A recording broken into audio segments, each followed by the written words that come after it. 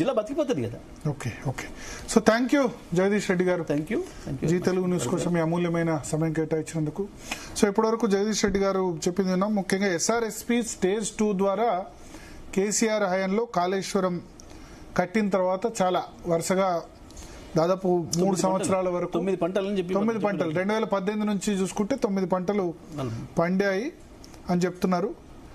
Ultimate గా ఇప్పుడు కృష్ణ కూడా వరద ఆగస్ట్ 1 నుంచి స్టార్ట్ అవుద్దేమో. గోదావరి అయితే చెప్పలేము, ఇంకా ఆగస్ట్ 15 కూడా ఎల్లంపల్లి దాకా వాటర్ వస్తాయో లేదో చెప్పలేని పరిస్థితి ఉంది.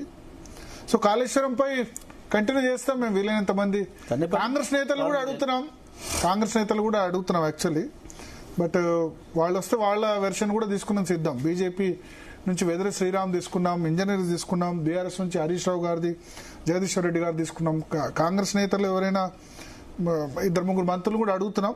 వస్తే కనుక వాళ్ళ వెర్షన్ కూడా తీసుకుని సిద్ధం. అన్ని వెర్షన్ తీసుకొని అల్టిమేట్ గా రైతుకు మేలు జరగాలి, అదే అందరు ఆశించేది.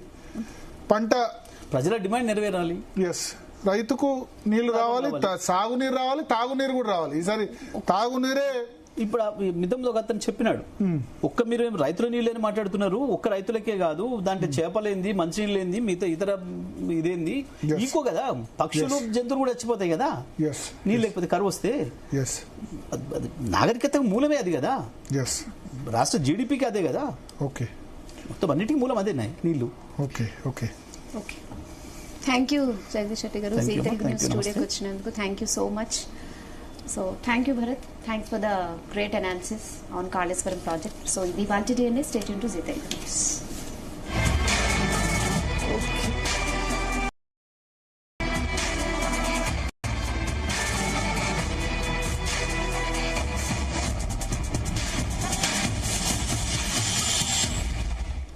Good evening, welcome to Daily News Analysis with Bharat.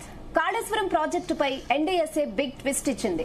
NDSA చెబితేనే నిర్ణయం తీసుకుంటామని రాష్ట్ర ప్రభుత్వం చెప్తుండగా నీళ్లు ఎత్తిపోయడంలో